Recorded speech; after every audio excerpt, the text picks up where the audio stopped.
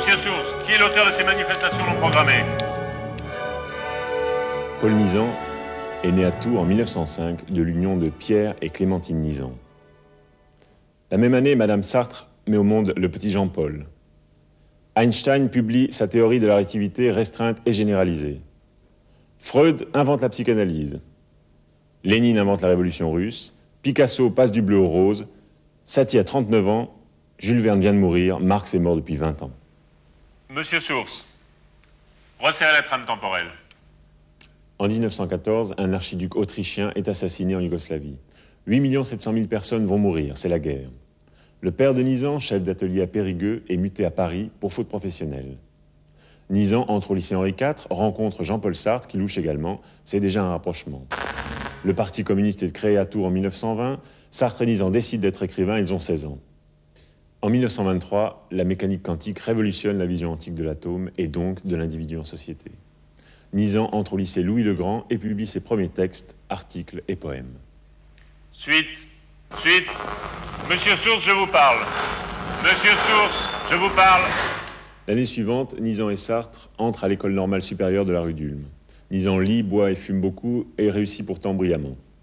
L'été suivant, il est précepteur à Grandcourt.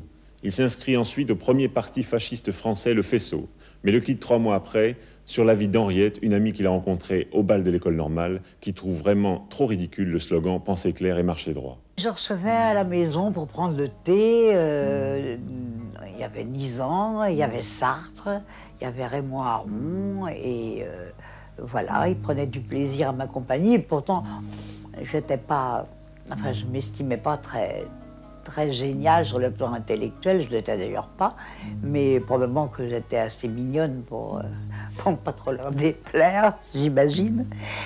Et ça a duré comme ça jusqu'au jour où Nizan m'a dit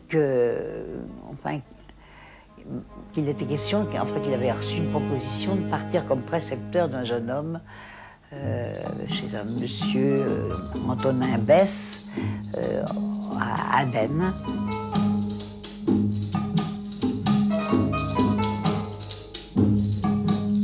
Sur place, il repoussera la carrière de négociant international qui s'offre à lui.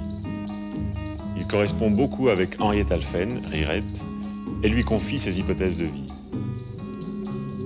Il écrira « Je constate avec étonnement que j'amasse à Aden par l'effet de la solitude une violence qui m'était étrangère.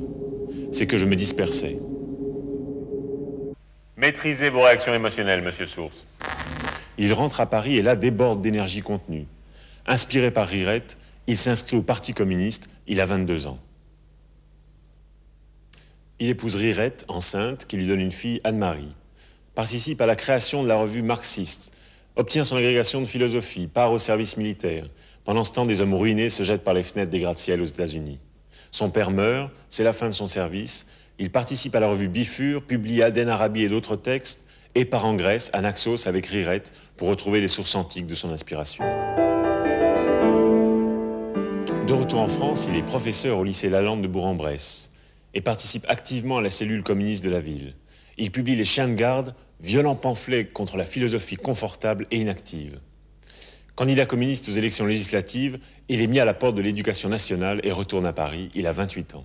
Il entre comme gérant à la librairie de l'Humanité rue Lafayette. Traduit des livres, les siens sont traduits en plusieurs langues. Participe à la revue Commune. Publie Antoine Bloyer, roman autobiographique. Et comme dans chaque chose qu'il entreprend, Nizan s'engage totalement. Hitler monte au pouvoir en Allemagne, de violentes émeutes secouent Paris. En 1934, il est invité avec sa femme à Moscou. Récompense, encouragement, on espère sans doute qu'il servira de pont entre les intellectuels français et le communisme. Après un long voyage dans un pays en pleine transformation, il retourne à Paris. Il entre à l'Humanité et là, il n'arrête plus. Il écrit et publie Le Cheval de Troie, les matérialistes de l'Antiquité qu'il relie à Épicure. Il part en Espagne pour suivre la guerre civile et participe au 2e congrès mondial de la culture.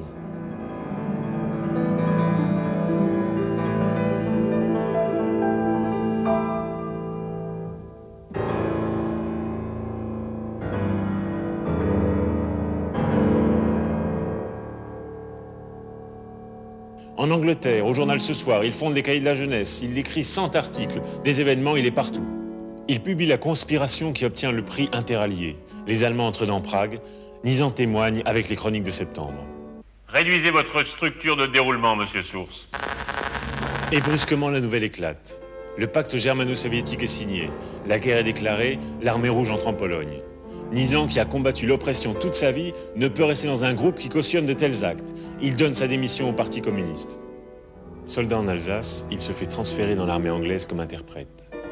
Le 23 mai 1940, dans un château près de Dunkerque, il est tué par une balle explosive en allant voir si l'ennemi était parti, pendant que ses compagnons attendaient dans la cave. Il avait 35 ans. Monsieur Source, donnez-moi votre avis néo-personnel. Les bourgeois lui ont craché dessus. Les Allemands lui ont tiré dessus. Les communistes lui ont marché dessus et vous faites ce que vous voulez. Transférez Nizan en mémoire adjacente et Nietzsche en mémoire centrale.